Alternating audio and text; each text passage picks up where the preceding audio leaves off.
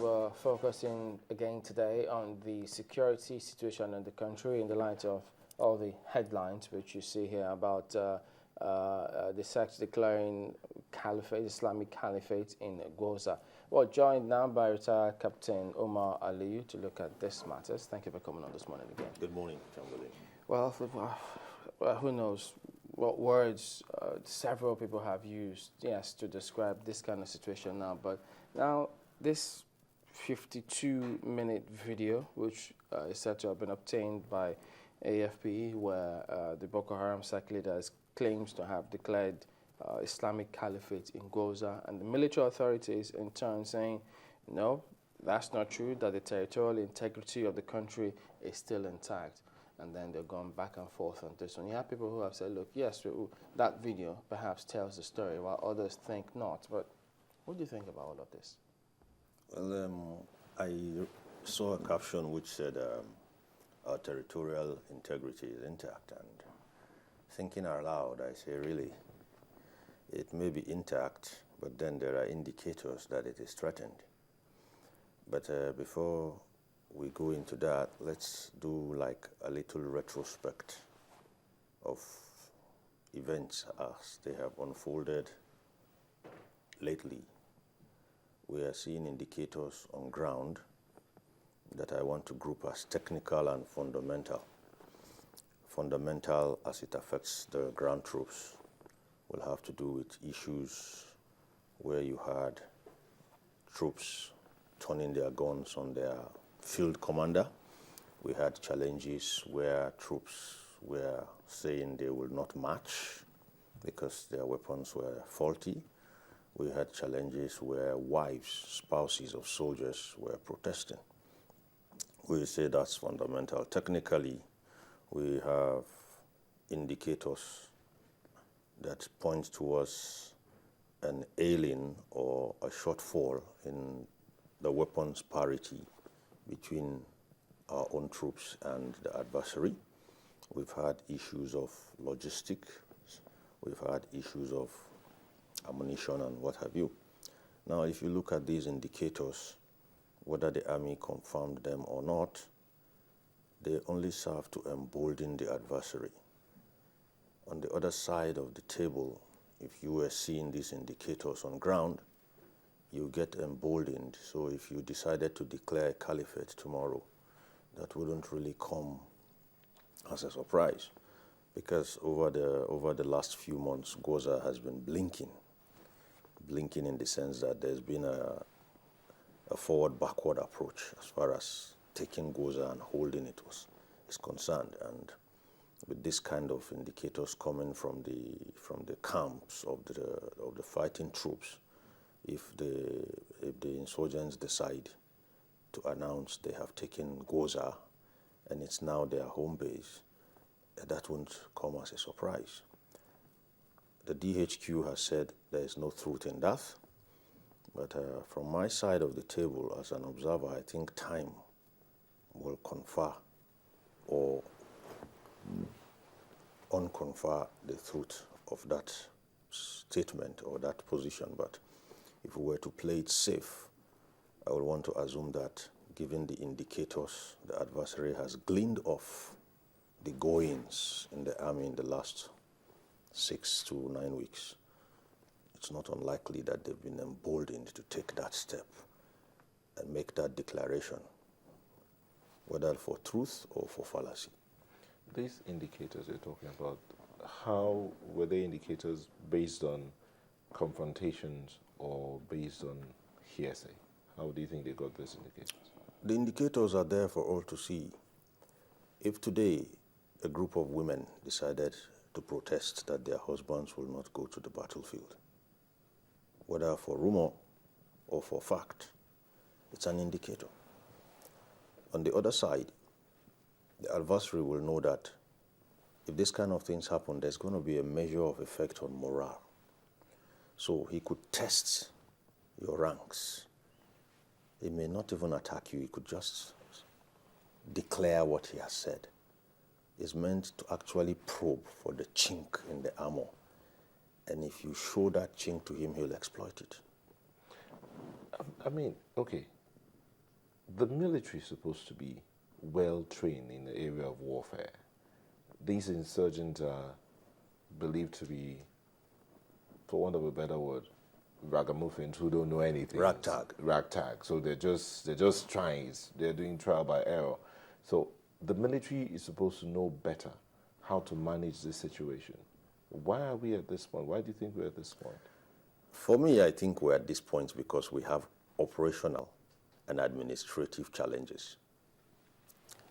The first challenge there is people have to take ownership of these two things as they affect the state of emergency.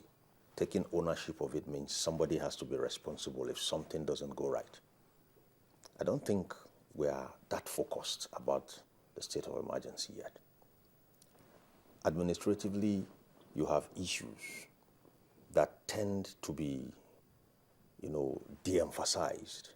But you see, what you say officially must correlate and add up to what people see on ground physically. What we see physically has no correlation to what we hear officially. I recall when the incident of soldiers pointing guns and shooting at their GOC came up. I said something, I opined in one of our dailies, that those boys did wrong. In principle, it's wrong. But the GOC has questions to answer. General Powell put it simply. He says, the day your men stop bringing their problems to you is the day you stop leading them. And for us, it's still encouraging because the soldiers are still taking their problems forward by complaining. The day they fall silent, it will be worse. So if soldiers come out and say, look, this weapon is not good enough, there is no better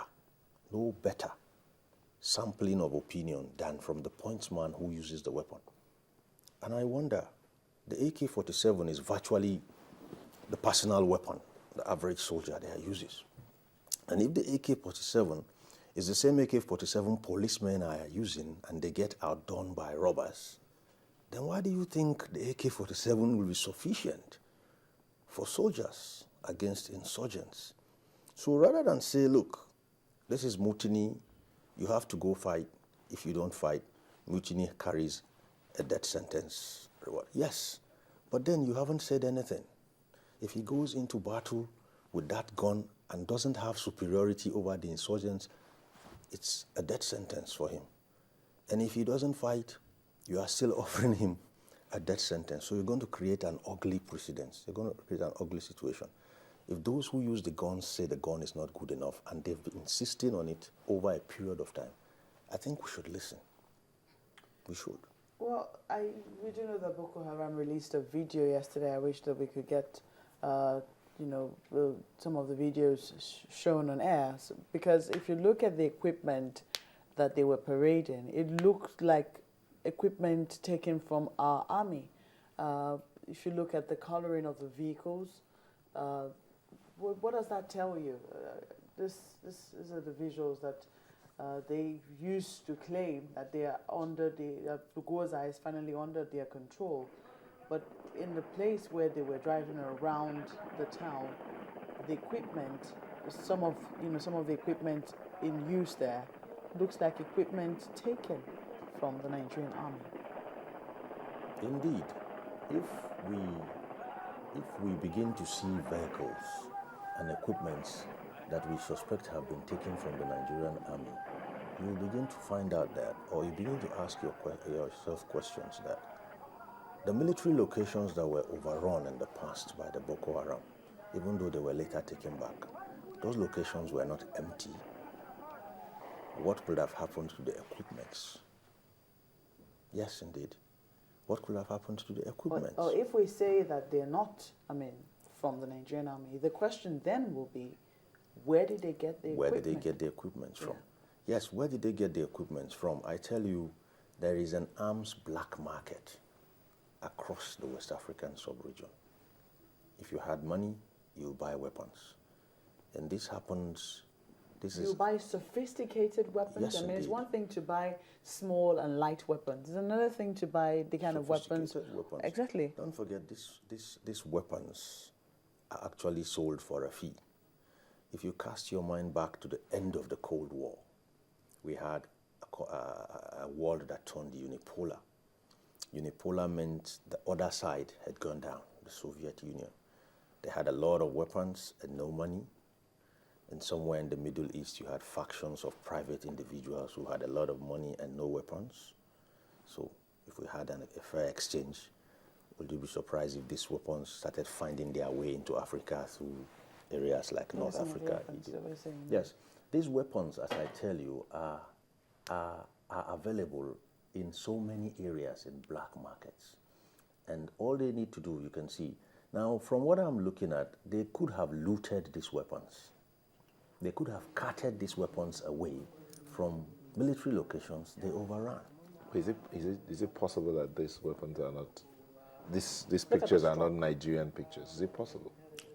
If you look at the background, for now it's not really very clear. But if you look at the weapons, that looks like an armored tank. I don't know. It's a bit dark, and it's not impossible. We cannot overrule the possibility or the fact that these are Nigerian weapons that were captured in combat. Don't forget. But we also cannot overrule the possibility that these pictures were taken from another location around the northern part, possibly, outside of Nigeria. Possibly, of course. There are other flashpoints within the West African sub-region where these pictures could have been taken. But if you know the terrain of the northeast very well, if you know Maiduguri, if you've been there very well, you begin to look at the vegetation, you begin to look at the types of trees, you begin to look at the buildings, you begin to see one or two similarities. If you've been in Maiduguri very well, there's a particular tree type, I won't mention it, that is all over. It grows there easily, but then that is what we call arid, Sahel region. And Maiduguri is not the only Sahel and arid region around there. So it could be a neighboring place, it could be a neighboring town outside Nigeria, it could be on the fringes of our borders, it could be one of those towns on the very, extremes of our borders, it could be anywhere. But